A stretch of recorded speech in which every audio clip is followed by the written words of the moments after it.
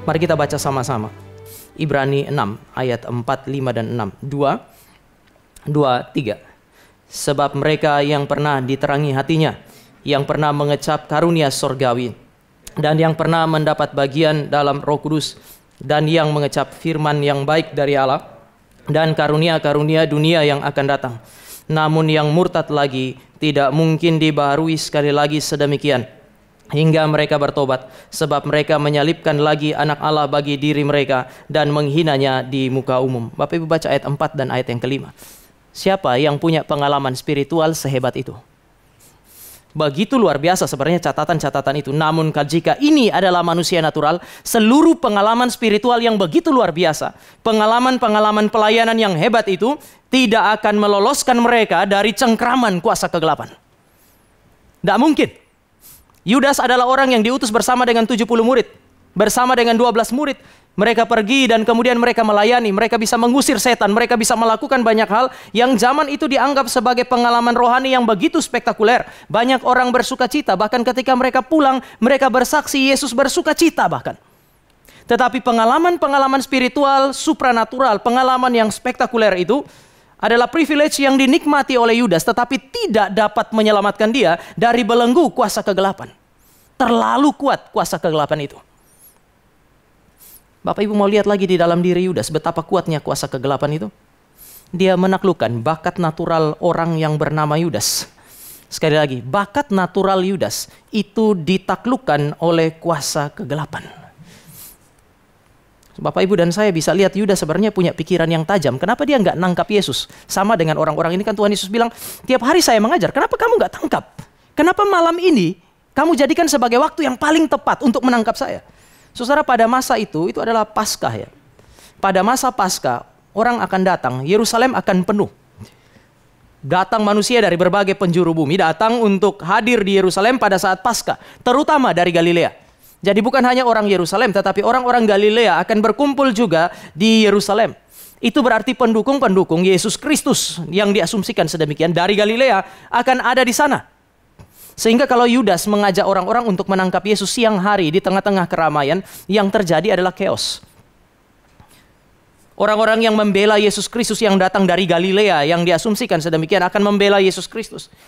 Kalau terjadi chaos yang sedemikian, maka pemimpin-pemimpin Romawi itu tidak akan menginginkan situasi itu. Chaos juga tidak diinginkan oleh orang-orang yang disebut sebagai tuannya Yudas yang membayar dia. Kalau Yudas memimpin orang-orang dan menangkap Yesus Kristus siang hari, tengah hari bolong ketika Yesus sementara mengajar, itu adalah bahaya bagi dirinya sendiri. Itu juga akan menggagalkan rencananya. Tapi Yudas punya pikiran yang begitu tajam. Dia kenal baik gurunya. Dia tahu bahwa gurunya biasa berdoa. Dia tahu bahwa gurunya biasa menjauh dari keramaian untuk berdoa pada malam hari. Bukan cuma itu, sebagai orang yang kenal dekat Yesus Kristus, lingkaran pertama Yesus Kristus, dia tahu tempat di mana Yesus biasa datang dan berdoa. Menarik ya. Tahu bahwa Yesus biasa berdoa. Tahu bahwa Yesus biasa menarik diri dari keramaian, sehingga itu adalah tempat yang paling baik untuk menangkap dia.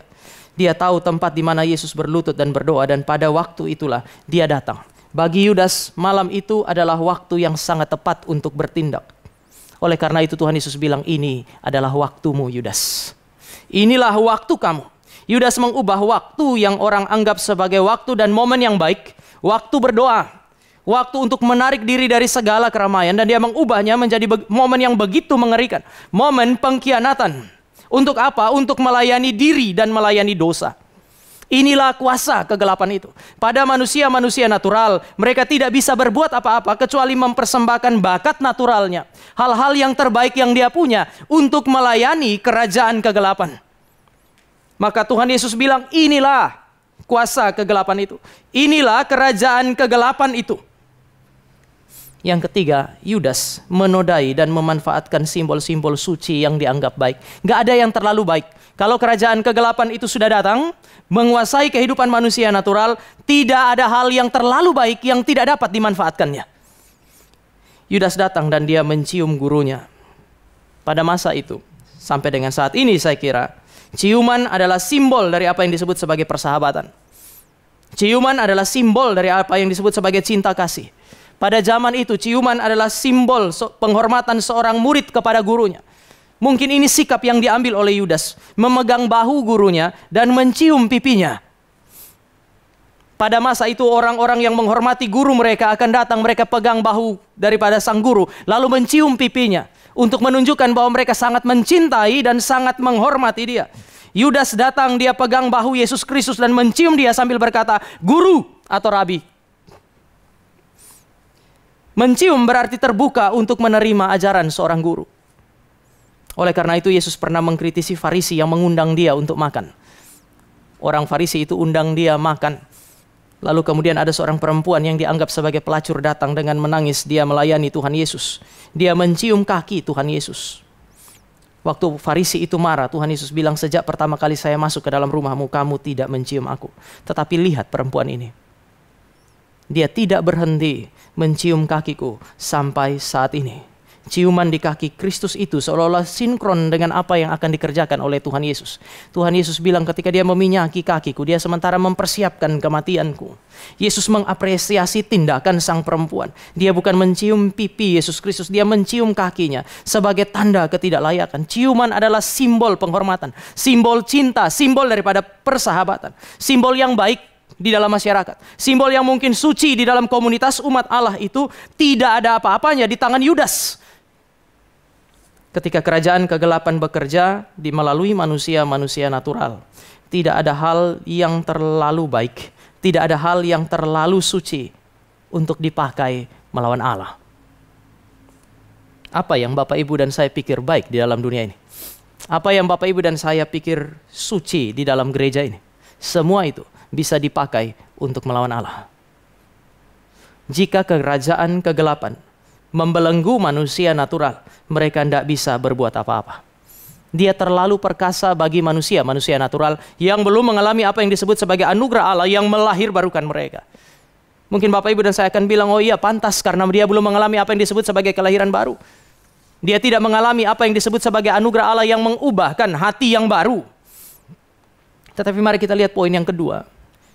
Kerajaan kegelapan itu terlalu perkasa. Dia terlalu perkasa sehingga dia masuk ke tengah-tengah umat Allah. Dia masuk ke tengah-tengah umat Allah. Kerajaan kegelapan itu bekerja melalui kelambanan berpikir umat Allah. Kerajaan kegelapan itu bekerja melalui kekerasan hati umat Allah. Kerajaan kegelapan bekerja melalui keraguan iman umat Allah. Saudara lihat di dalam pertanyaan orang-orang itu. Mari kita lihat sekali lagi teks yang kita baca itu. Ayat yang ke-49 ada pertanyaan. Ketika mereka yang bersama-sama dengan dia mengandaikan keberpihakan kepada Yesus Kristus. Mereka bersama dengan dia dari awal, memihak kepada dia. Melihat apa yang terjadi, berkatalah mereka, "Tuhan, mestikah kami menyerang mereka dengan pedang? Mestikah kami menyerang mereka dengan pedang? Bukankah karena mereka memihak kepada Kristus, maka mereka mau membela Yesus Kristus? Bukankah ini adalah kehendak baik? Bukankah ini adalah maksud baik?" Kalau dibanding dengan Yudas sudah jelas memiliki kehendak yang tidak baik, maksud yang tidak baik, maka dia menodai segala sesuatu yang suci, termasuk dia mengkhianati gurunya. Sekarang saudara dan saya mendapati orang-orang yang memihak kepada Yesus Kristus. Saudara mendapati orang-orang yang berdiri bersama-sama dengan Yesus Kristus. Bahkan pertanyaan ini menyatakan apa yang disebut sebagai keberpihakan.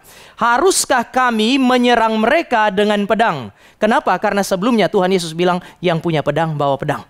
Lalu kemudian ada yang bilang, "Kami punya 2 pedang."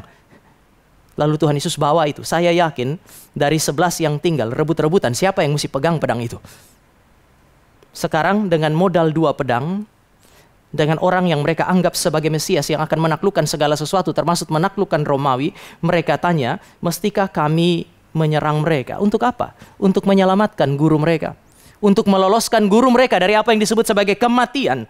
Melepaskan guru mereka dari bahaya secara lahiriah. Ini maksud baik. Ini kehendak baik. Tapi Bapak Ibu bisa catat ini. Tidak semua maksud baik sesuai dengan rencana Tuhan. Sekali lagi, di dalam dunia ini, tidak semua maksud baik pasti cocok dengan rencana Tuhan. Oleh karena itu Alkitab bilang, "Uji hati kami ya Tuhan." Supaya bahkan kehendak baik kami cocok dengan kehendak Tuhan. Karena faktanya, saudara dan saya harus menyadari bahwa tidak semua maksud baik kita. Tidak semua kehendak baik saudara dan saya persis sama dengan apa yang Tuhan mau. Daud waktu mau bangun bait Allah itu kehendak baik. Justru karena itu baik, maka kemudian disukseskan oleh Tuhan pada masa Salomo. Tetapi kehendak baik ini ditunda oleh Allah. Salomo yang bangun, bukan kamu. Tetapi rancangan yang baik, maksud yang baik itu datang dari siapa? Datang dari Daud. Bapak Ibu, kira-kira satu prinsip ini. Di dalam dunia ini tidak ada kehendak yang baik, tidak ada keinginan yang baik jika dia berbeda dari kehendak Allah. Nggak ada. Sebaik apapun itu. Bapak Ibu merasa bahwa saya mau melakukan ini karena saya mengasihi dan mencintai A, B, C, dan D. Gitu. Terserah. Tetapi jika ekspresi cinta itu berbeda dari apa yang dikehendaki oleh Allah melalui firman, maka itu bukan kehendak yang baik. Tidak ada kehendak baik yang berbeda dari kehendak Kristus. Tidak ada kehendak baik yang berbeda dari kehendak Allah. Oleh karena itu maka Yesus menunjukkan yang terbaik kepada saudara dan saya. Orang ini tidak rela untuk dibebaskan secara fisik. Dia bilang cukup. Dia tidak rela untuk terlepas dari kejahatan pada malam itu meskipun dia mampu. Waktu mereka datang lalu dia tanya, siapa yang kamu cari? Lalu mereka bilang Yesus. Lalu dia bilang apa? Akulah dia. Aku adalah. Begitu dia bilang aku adalah, semua tumbang. Harusnya dia bisa lolos. Tapi dia tidak mau meloloskan dirinya. Dan tidak membiarkan orang-orang yang ada di sekitarnya membela dia. Kenapa? Karena Yesus Kristus mau memberikan teladan kepada saudara dan saya mengenai apa yang terbaik di dalam kehidupan orang Kristen. Yang terbaik bagi Kristus adalah menerima dan tunduk kepada kehendak Bapa.